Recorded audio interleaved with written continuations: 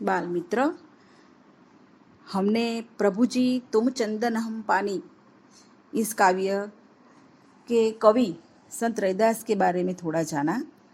अब हम काव्य को थोड़ा समझेंगे।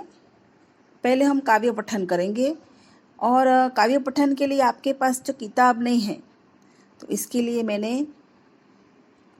अपने ग्रुप में इसका फ़ोटो रखा है। आप उसको जूम करके फिर वीडियो खोलेंगे और उसकी एक एक पंक्ति को समझेंगे। ठीक है, काव्य शुरू करती हूँ। काव्य पठन। प्रभु जी तुम चंदन हम पानी, प्रभु जी तुम चंदन हम पानी, जाके अंग अंग बास समानी। प्रभु जी तुम घन बन हम मोरा, प्रभु जी तुम घन बन हम मोरा, जैसे चितवत चंद चकोरा। प्रभु जी तुम दीपक हम बाती, प्रभु जी तुम दीपक हम बाती, जाकी ज्योति बरे दिन राती। प्रभु जी तुम मोती हम धागा, प्रभु जी तुम मोती हम धागा, जैसे सोन ही मिलत सुहागा। प्रभु जी तुम स्वामी हम दासा, प्रभु जी तुम स्वामी हम दासा, ऐसी भक्ति करे रैदासा। इस प्रकार काव्य है। पहली पंक्ति को हम ठीक से समझेंगे। देखो, प्रभु जी तुम चंदन हम पानी। रैदास हमेशा भगवान के आसपास, उसके निकट, उनके साथ रहना चाहते, इसीलिए पहली पंक्ति में उन्होंने बताया कि हे भगवान, हे परमात्मा, प्रभु जी अगर आप चंदन हो तो मैं उसमें घुल के मिल जाने वाला पानी हूँ।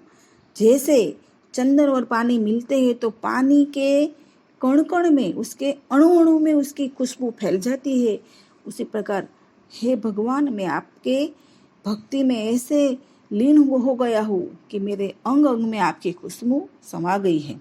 प्रभु जी तुम घन बन हम मोरा।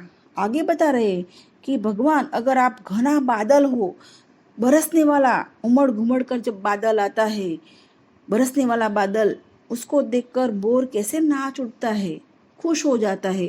तो यहाँ पर रैदास बता रहे कि अगर आप बरसने वाले घने बादल हो तो मैं उसको देखकर खुश होने वाला मोर हूँ।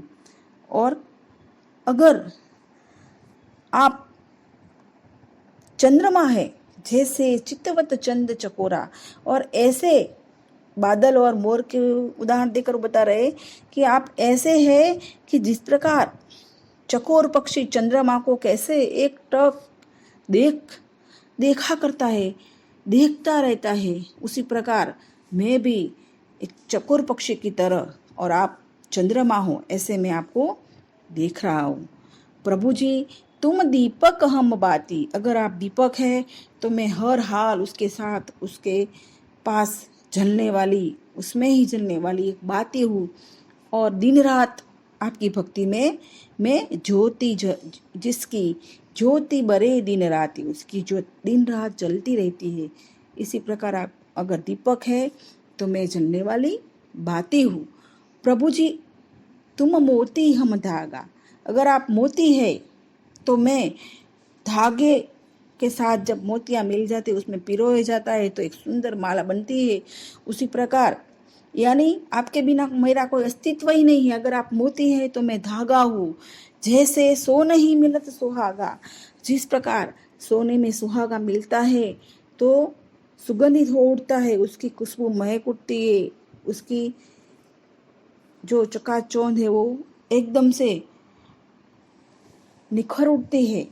उसी प्रकार सोने में सुहागा मिले, उसी प्रकार आपका और मेरा साथ है।